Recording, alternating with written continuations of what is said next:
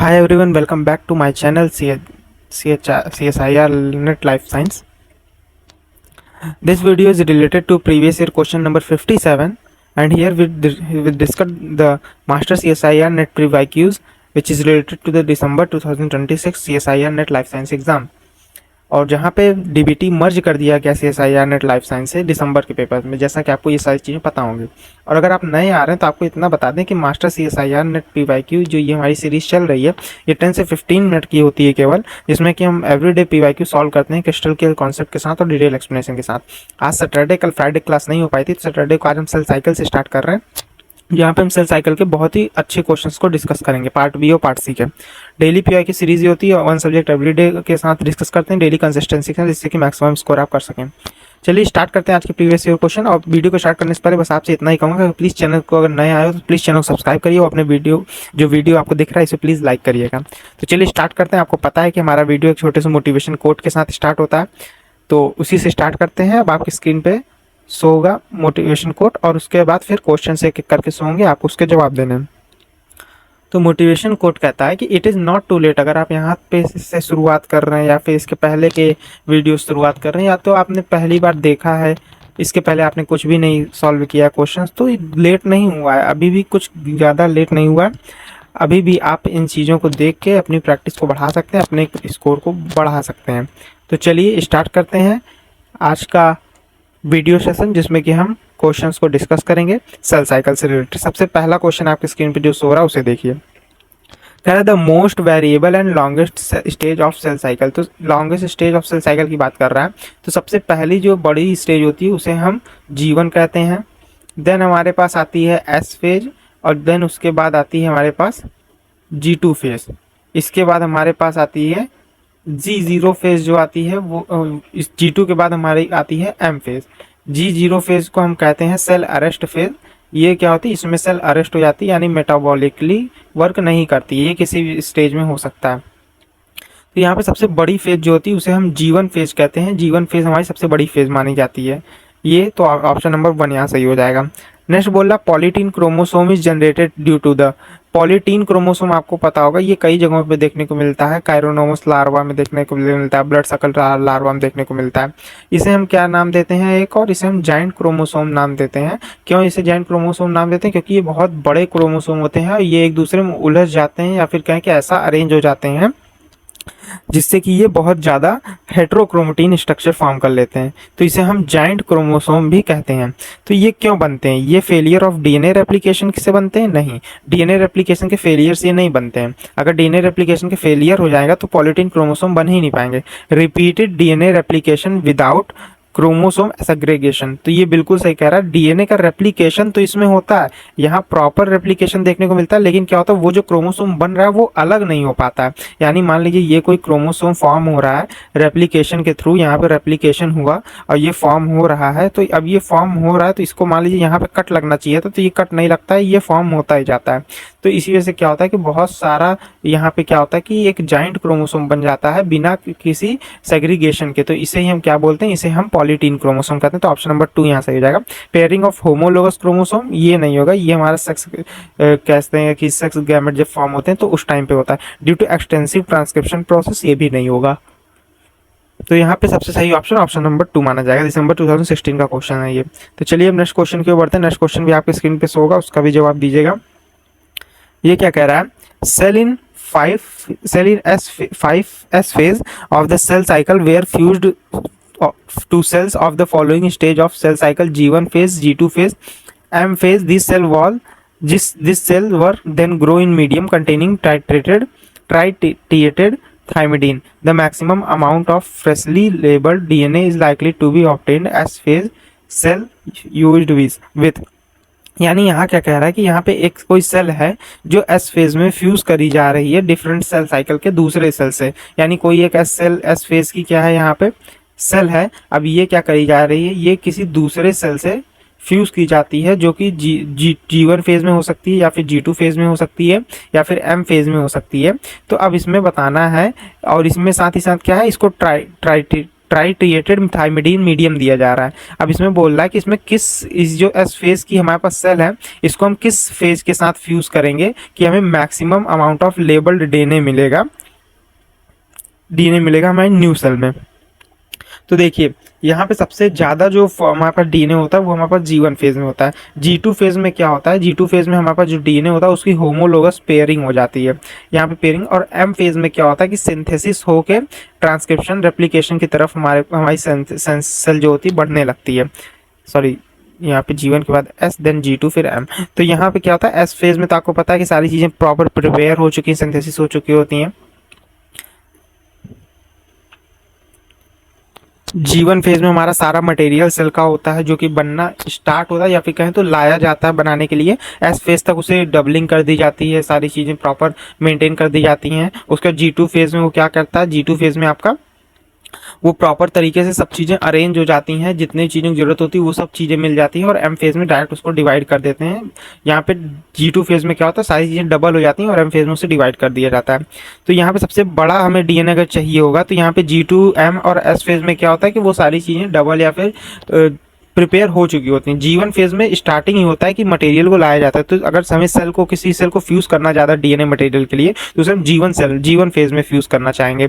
तो यहाँ पे G1 फेज की सेल से अगर फ्यूज करेंगे तो हमें क्या मिलेगा, डीएनए हमारे पास क्या हो जाएगा, ज़्यादा मोर अमाउंट में मिलेगा rather than G2 S and M phase. तो यहाँ पे ऑप्शन नंबर 1 सही माना जाएगा, सबसे सही ऑप्शन नंबर। नेक्स्ट क्वेश्चन की ओर बढ़ते हैं। नेक्स्ट क्वेश्चन आपकी स्क्रीन पे शो हो रहा है, उसका जवाब दीजिएगा। कह रहा है if cell has C as DNA content of cell and N as the number of chromosome, then just immediately before the cell division in case of mitosis, what would be value of C and N? तो यहाँ देखिए C क्या कह रहा है, ये आपके DNA content को बोल रहा है और यहाँ पे क्या कह रहा है, N क्या बोल रहा है, N आपके क्या कह रहा है, नंबर ऑफ क्रोमोसोम को कह रहा है। तो यहाँ पे कह रहा है कि सेल डिवीजन से जस्ट पहले यानी सेल डिवीजन आपका माइटोसिस फेज यानी G2 फेज में बोल रहा है कि यहाँ पे सेल डिवीजन से जस्ट पहले C यानी नंबर ऑफ आपका DNA content, number of DNA content और उसके बाद नंबर ऑफ क्रोमोसोम कितने रह जाते हैं। तो ये चीज़ यहाँ पे पूछ रहा है। तो अगर आपने थोड़ा सा भी अगर पढ़ा हो G2 फेज में क्या होता है, तो G2 फेज में पहली बात तो हमारा क्या होता है, सारे कंटेंट जो होते हैं डीएनए के कंटेंट जो होते हैं वो हमारे क्या हो जाते हैं, डबल से ज़्यादा 2 गुने हो जाते हैं। यानी अगर बात करें तो यहाँ पे 4C हो जाते हैं, यानी डीएनए कंटेंट जो होगा 4C हो जाएगा। उसकी जगह ना अगर हम क्रोमोसोम की बात करें तो क्रोमोसोम हमारा डबल हो जाता है, 2N हो जाता है। उसी वजह से तो क्या होता है, माइटोसिस आपके जब वो M फेज में एंट्री लेता है तो वहाँ से क्या होता है, डबल से आपका क्या होता है, अलग अलग NN बन जाता है। तो यहाँ पे जो नंबर ऑफ क्रोमोसोम होते हैं 2N हो जाते हैं और डीएनए कंटेंट जो होता है वो 4C हो जाता है, तभी वो डिवाइड सही से हो पाता है। तो यहाँ पे सही ऑप्शन जो होगा ऑप्शन नंबर 2 होगा सही ऑप्शन हमारा। नेक्स्ट कह रहा है कि if the total cell DNA content of what will be the DNA content of the cell when it is anaphase 2, यानी एनाफेज 2 में टोटल डीएनए कंटेंट क्या होगा यहाँ पूछ रहा है। तो यहाँ पे बोल रहा है कि M फेज में जो हमारा प्रोफेज 1, एनाफेज,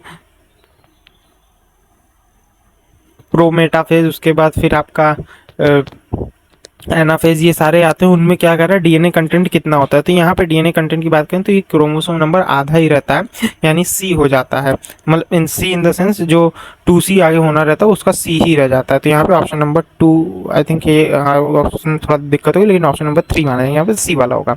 नेक्स्ट क्वेश्चन के बढ़ते हैं। नेक्स्ट क्वेश्चन आपकी स्क्रीन पे होगा, उसका जवाब दीजिएगा।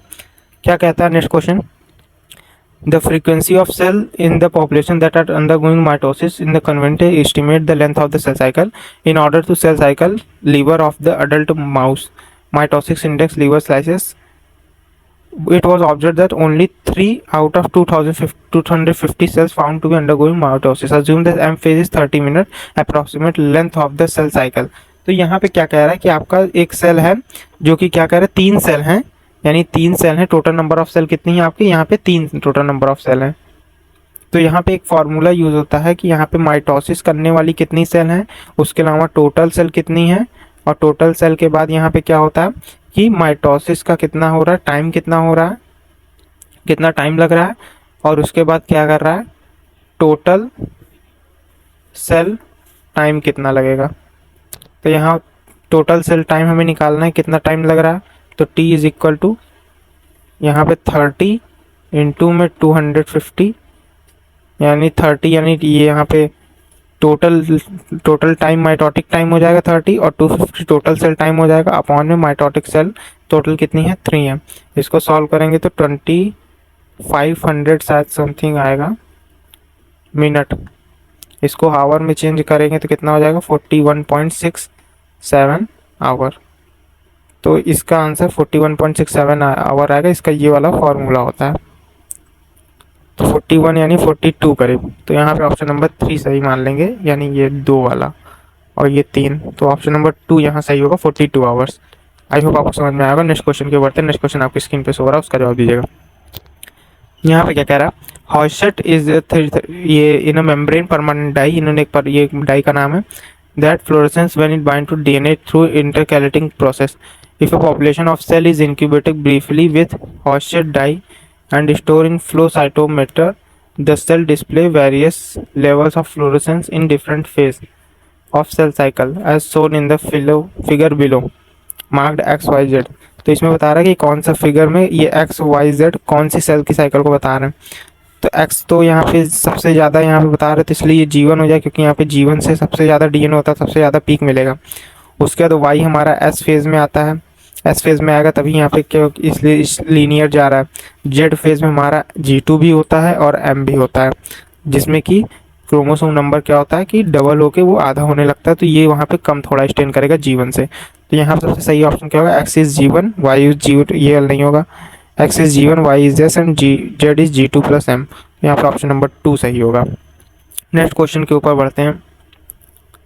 ये स्क्रीन पे शो हो रहा है, क्या कह रहा है, to assess the impact of newly identified drug, यानी एक ड्रग है जिसे न्यूली बनाया गया और उसे कल्चर किया जा रहा है। तो क्या बताना है इसमें, FACS प्रोफाइल, यानी किस ड्रग का कितना असर हो रहा है। तो जब ड्रग प्रेजेंट नहीं है, माइनस में है, तो यहाँ पे क्या कर रहा है 2N और 4N मिल रहा है हमें रिलेटिव अमाउंट ऑफ DNA। और जब ड्रग डाल दिया गया है तो हमें क्या कर रहा है, लास्ट में ही मिल रहा है। तो यहाँ पे पहला पीक जो दिख रहा है ये DNA सबसे ज़्यादा मिल रहा है यहाँ पे, तो यानी ये G1 वाली साइकिल होगी। इसके बीच ये हमारी S फेज मान लेते हैं और इसको हमारा क्या मान लेते हैं, या तो G2 मान लेंगे या तो M मान लेंगे।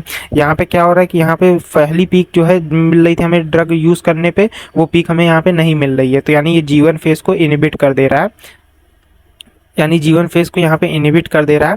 और उसके बाद ये क्या कर रहा है, रिलेटिव अमाउंट ऑफ DNA, यानी जो G2 और M फेज में यहाँ पे प्रेजेंट थी, इस DNA जो प्रेजेंट थे वो अभी तक प्रेजेंट हैं, वो मतलब कि आगे के लिए प्रोसीजर फॉलो नहीं कर पा रहे और आगे कन्वर्ट नहीं हो पा रहे, यानी ये फंस गए हैं। तो यानी ये G2 और M फेज की बात कर रहा है। तो यहाँ पूछ रहा कि ये किस फेज को इनहिबिट कर रहे हैं। तो ये इनहिबिट कौन से फेज को कर रहे हैं, G1 फेज को इनहिबिट कर रहे हैं। तो G1 फेज ऑफ साइकिल ये ड्रग इनहिबिट कर दे रही, जिससे कि अमाउंट ऑफ DNA जो है वो G2 M में फंस जा रहे हैं और G2 M फेज में बैंड मिल रहा है ड्रग को यूज़ करने पे। तो यानी ड्रग ने पहली G1 फेज की साइकिल को हमारी इनहिबिट कर दिया है। आई होप आपको समझ में आएगा। यहाँ पे इनहिबिशन पूछ रहा है, एक्सप्रेशन नहीं पूछ रहा है। एक्सप्रेशन पूछता तो हम G2 M ऑप्शन सही करते हैं कि G2 M का एक्सप्रेशन हो रहा है, लेकिन इनहिबिट G1 1 को कर रही, क्योंकि यहाँ पे बैंड नहीं सो रहा है, यानी G1 वाली साइकिल आपकी इनहिबिट हो जा रही ड्रग को यूज़ करने से।